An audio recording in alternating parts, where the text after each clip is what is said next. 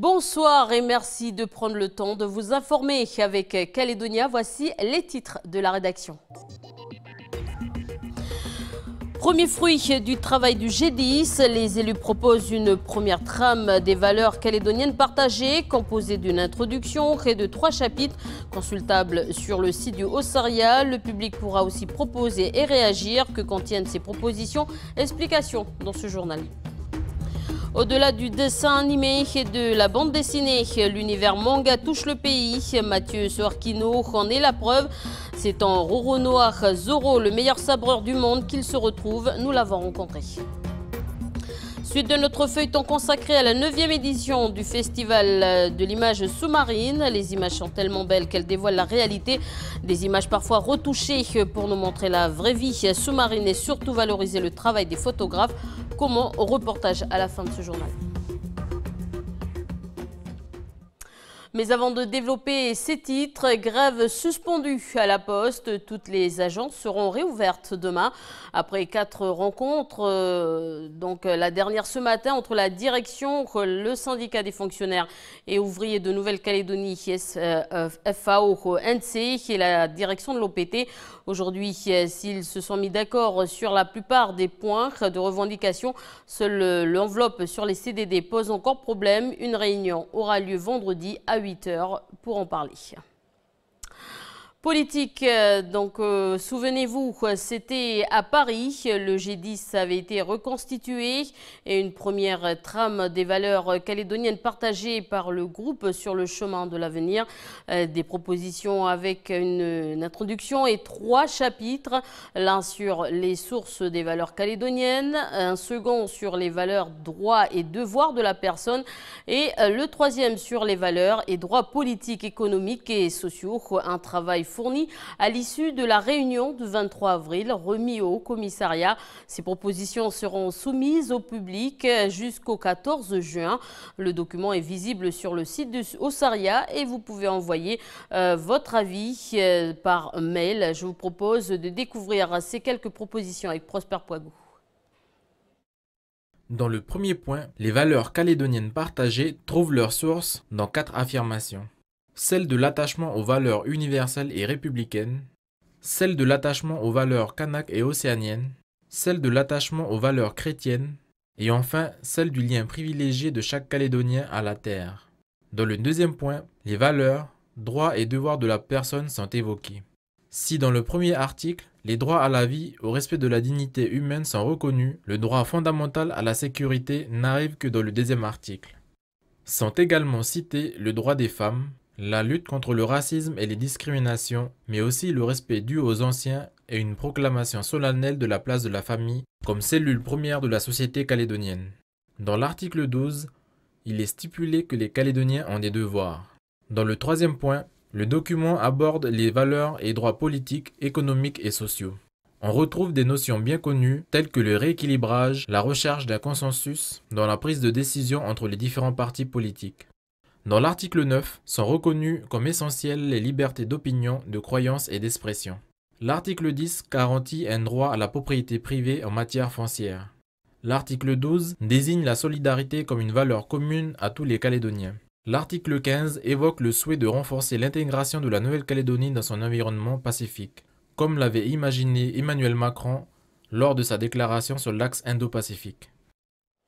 Voilà, je vous le disais, ces propositions sont disponibles sur le site du Haut-Saria.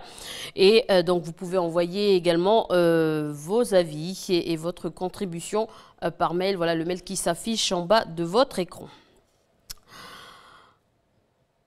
Santé, une petite fille de 6 mois décède des suites de la dengue. C'est le second décès depuis l'épidémie déclarée le 22 février. L'enfant est décédé ce samedi au Médipôle de Koutio. Quelle est la situation depuis le début de cette épidémie? Précision de Natacha Ougui. Depuis le 1er janvier de cette année, 1174 cas de dengue ont été déclarés, principalement du sérotype 2. Suite à l'augmentation du nombre de cas, mais aussi à la multiplication des foyers, le gouvernement a déclaré officiellement cette épidémie le 22 février dernier. La dernière épidémie du sérotype 2 date d'il y a 20 ans, en 1998. On observe plusieurs foyers de l'épidémie au pays, les plus importants se trouvant au sud. Nouméa présente la plus forte concentration de malades, avec 321 cas déclarés. Vient ensuite Dembéa avec 159 cas, puis Yaté avec 133 cas. Le Mandor et Païta en comptent respectivement 121 et 118. Le Nord n'est pas épargné. On compte 36 cas à Pointe-Bout, 32 à Pointe-Dimier ou encore 12 à Poya.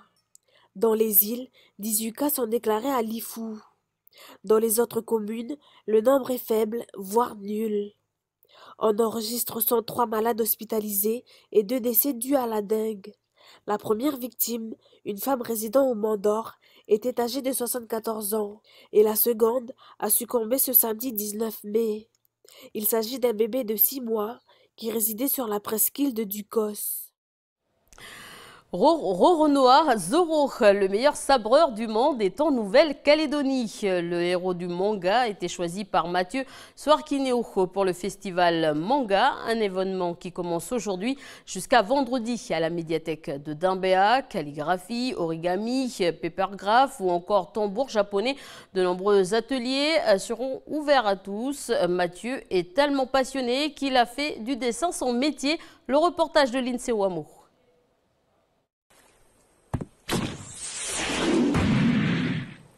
Qu'est-ce que c'est que ce raffut? J'étais au beau milieu de ma sieste matinale. Vous avez décidé de m'énerver.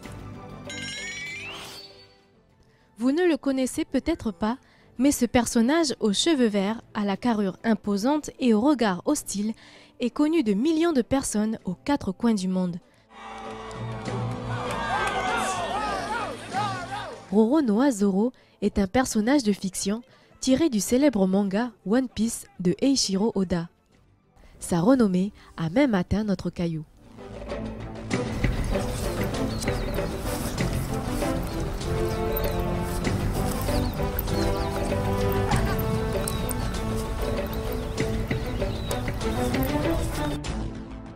Et en fait, le personnage est un personnage qui a pour but d'être le meilleur sabreur du monde. C'est un personnage qui me ressemble beaucoup en fait. Il aime beaucoup la pratique des sabres. Je pratique le sabre depuis quelques années et il a la particularité aussi de manger énormément, moi aussi, et il n'a aucun sens de l'orientation, moi aussi. Pour le festival Manga NC, Zoro s'invitera. C'est Mathieu, un passionné de manga, qui l'incarnera. Ce costume, Mathieu l'a fabriqué lui-même, un travail de longue haleine qui lui a pris 6 mois. Alors la partie la plus longue et la plus compliquée à réaliser, ça a été le pagne, tout simplement. Parce qu'en fait, j'ai fabriqué une véritable veste qui arrive jusqu'aux chevilles, que j'ai dû plier en deux pour pouvoir faire en sorte que ça ressemble à un pagne. Ça m'a pris environ, je dirais peut-être 3 semaines à la réaliser. Le coût pour la fabrication du costume, près de 20 000 francs CFP. Le cosplay, ce loisir qui consiste à jouer le rôle d'un personnage, Mathieu s'y est lancé depuis 5 ans déjà. Interpréter un personnage que l'on aime et que les autres aiment en fait. Et ça fait plaisir de voir que les gens reconnaissent le personnage à travers le travail que l'on peut fournir. Alors il ne faut pas avoir d'a priori sur les mangas parce qu'il faut savoir que les Français sont les 2e consommateurs de mangas au monde et que ce n'est pas forcément que pour les enfants. Pour la première fois, Mathieu participe au concours de cosplay du festival Manga NC. Le sabreur sera opposé à 8 autres candidats.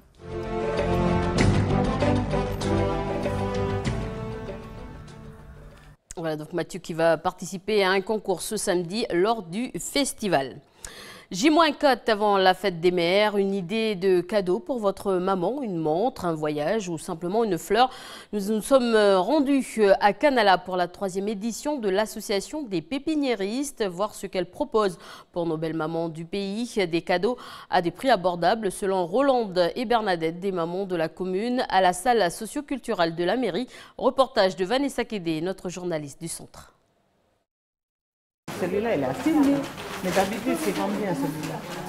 C'est 10, hein? Ah, c'est combien ça? 6. 6 000. 6. D'habitude, c'est 10, hein? C'est rare, hein? C'est philo. Voilà. C'est prix fête des mères, tout ça. Voilà, c'est prix fête des mères. Ici, Toutes les plantes et même les produits artisanaux sont à des prix vraiment raisonnables. Roland, qui pour la première fois passe ici, a trouvé des plantes qui compléteront la collection de sa femme. C'est le moment de venir, essayer de voir des plantes que tu n'as pas chez toi pour faire des surprises, pour des cadeaux pour votre femme. Non seulement les plantes, mais on a aussi l'artisanal. Il y a les sacs, il y a des chapeaux, il y a des nattes pour la coutume aussi, des sculptures. Voilà, puis ça permet aussi aux mamans d'avoir aussi de l'argent. Mais contrairement à d'autres événements, c'est le moment où on trouve des plantes moins chères. Ils font des prix exprès pour la fête des mères. Bernadette est une habituée de l'événement. Pour elle aussi, c'est une occasion d'acheter des plantes qu'elle n'a pas chez elle. Selon elle, au niveau des prix, cette 3e édition est la meilleure. C'est bon, comme avant, les premières fêtes des fleurs pour les mamans, ben voilà. C'était le prix, c'était un peu élevé. Moi, je suis contente. Pour compléter ma collection, voilà, je trouve là, ça y est. Pour ça que je dis, j'ai trouvé mon bonheur là, dans les fleurs. Il y a également ici des compositions florales, des produits artisanaux comme cette tortue, cette case ou encore ce poulpe tressé par les femmes de Canala. Claire est femme au foyer. Sa vie, elle la gagne en vendant ses fleurs. Et lors des spéciales fêtes des mères, son chiffre d'affaires n'augmente pas. Mais fort heureusement, lors des autres manifestations dans la commune ou en dehors, ces prix ne sont pas les mêmes. Elle varie, suivant, oui, voilà, si je vends ici ou à l'extérieur, ou suivant la plante aussi. Parce qu'il faut voir la plante, la qualité aussi, tout ça. L'événement spécial Fête des Mères, c'est jusqu'à vendredi à la salle socio-culturelle. Suite de notre feuilleton consacré au festival de l'image sous-marine. 84 images sont à découvrir lors de cet événement. De belles photos parfois retouchées pour nous montrer la vraie vie sous-marine et valoriser le travail des photographes. Comment cela se passe? Duc Menango est allé à la rencontre d'Arnaud, photographe professionnel. Pour en savoir un peu plus, un travail pas toujours facile.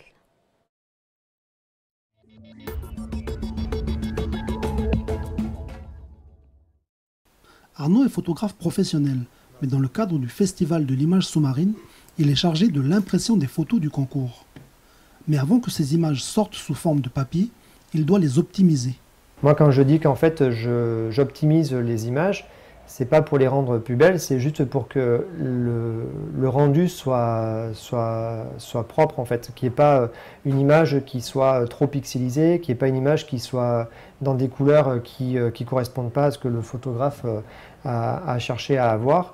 En fait, c'est d'être fidèle à ce que justement le photographe a voulu, et ce travail en fait de traitement d'image est obligatoire, encore plus obligatoire quand on a une logique d'impression derrière, quoi. Cette optimisation passe par un travail sur les contrastes. Le contraste, en fait, ça correspond à ce qu'on appelle la dynamique de l'image.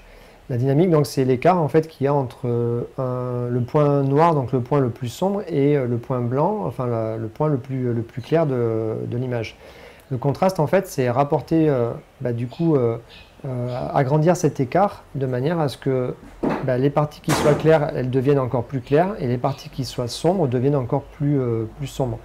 Et en faisant ça, ça donne du volume notamment ici dans cette image, ça donne du volume à la queue de baleine.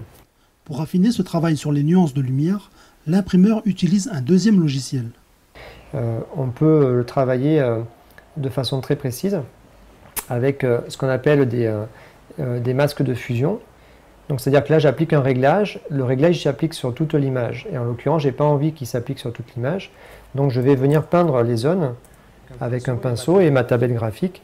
Donc je choisis une épaisseur de pinceau et je vais venir sélectionner les parties de l'image, là ici, où je veux, donc on peut zoomer, où je veux que le réglage que je viens d'effectuer s'applique.